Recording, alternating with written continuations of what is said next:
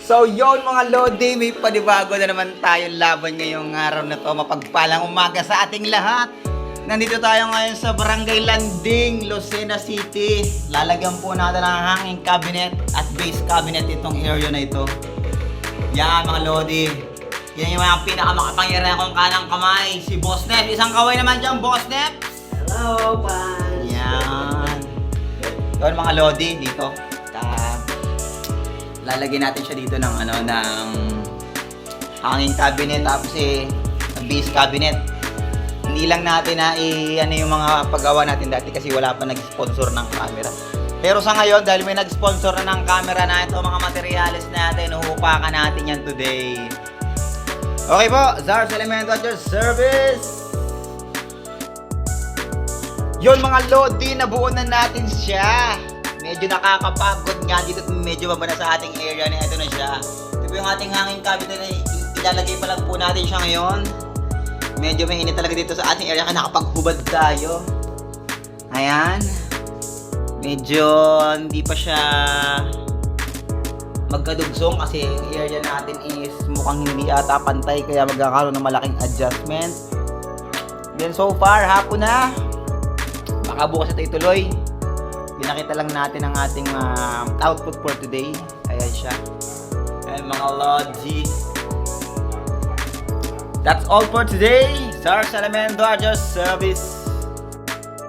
So yun, day 2 po ng ating gawaan mga Lodi na ito na. Medyo minamasilya po natin ang ating piece. Ang cabinet natin maya po natin yung ikakabit. At na ito po yan, kadugsong yan, nasa ilalim. Pero minamasilya po yung isa. Bumili na rin ako ng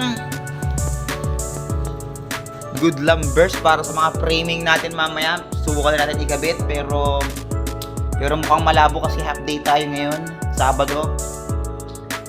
Then yun lang po muna. Maya ang kasunod. Video.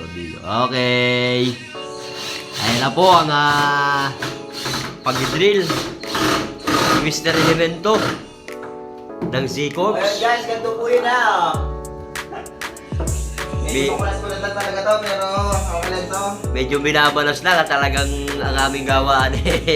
Wala po kasing kurente dito. Malakasan lang po talaga. Ayan na po yun. Kung mapapansin nyo po, meron ng hanging cabinet. At dito sa parteng ilalim, yung base cabinet namin, i-install namin sa mga susunod na araw. Busy pa lang dyan sa ibabaw. Boss. Ito, malaki na to. Bali po meron pa dyan pa kadugsong dito. Letter L yan. Yung ano yan. Hanging cabinet na yan. Tol, nangungulan dyan ha. Ang tuwid na lalaki. Siya nga. Ano yung generasyon yun Ang tuwid na lalaki, walang yan. Okay na. Okay guys, bye-bye. So yun mga Lodi, day 2 ng ating gawaan na ito na naman tayo. Kinabit na namin yung cabinet namin dito sa dingding. Yan mga Lodi. Tingnan naman. Pinakamalakas na installer. Boss Nep, isang kaway. Nobet. Yun mga Lodi, medyo tinanghali kasi kami nag-start ngayon. Hindi namin masyado nagawa. Pero so far, maganda naman. Nakapagmasilya ng kaunti na ayos siya. That is for today. Zars Elemento at your service. Yun mga Lodi, dating ng gawaan natin. Ito na ang ating hanging cabinet. Ayan po. Ang ating nagbabatak po kami ngayon. Ano masasabi mo, Boss Neps? Batak tayo. Pantes na tama. Batak. O boss, batak tayo. Ayun po, binabatakan na po ng masilya ang ating hanging cabinet. Hindi po bato yung ating binabatak ha. Ito po ay pangmalakasan nating cabinet. Isa kayo naman yan, Boss Neps. Hello. Yan. Ito po ang ating base cabinet mga Lodi.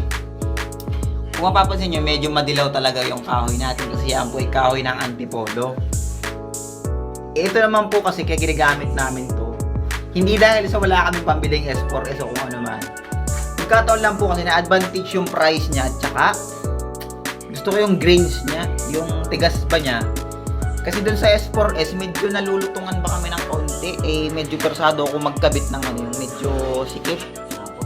Pumuputo kasi yung S4S Medyo nalulutungan ako kaya ginagamit namin yung antipolo na yan. Minsan naman Jimmy Lina, mahogany, kung ano makuha namin na good lumber. Sabi nung iba, ano daw, sariwa pa daw, ganyan-ganyan, kailangan may kondisyon. Pag sa priming simula namang siya gagamitin, pwede po siya.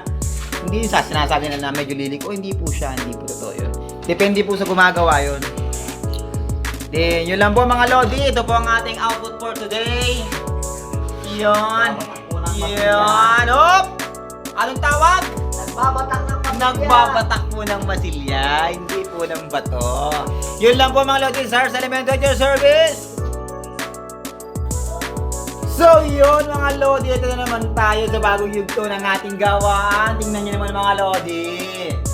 Pinrimeran na natin ang ating hanging cabinet. Primer pa lang yan mga Lodi.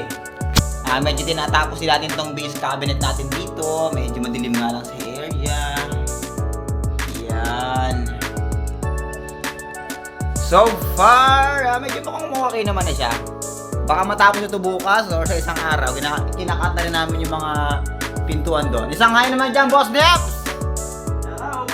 Yun lamang po, SARS Elemento at your service! So yun mga Lodi, ito na. Natapos na namin siya, in overtime namin siya for today. Due date niya kasi bukas. Ayan po siya, nililinisan na siya ni Boss Neps. Boss Neps! Hoy! Hello! Yan! Kita niyo mga Lodi. Paano tawag yung ano? Yung base cabinet natin. Ito po mga Lodi ang ating base cabinet. Yan. Mid purple po yung ano. Parang gray purple yung kulay niya. Then yan siya ngayon. Medyo nagka-itsura naman na siya. Then ito ang ating hanging cabinet. Yan siya. Yan siya. Yun lang mga Lodi, medyo nahirapan tayo mag-vlog dito mga huling araw kasi medyo mabaho talaga yung pintura niya. Pero so far okay naman siya. Boss Neps, say bye-bye! Bye-bye! Bye-bye! Yun lamang po at maraming salamat, SARS Elemento at your service.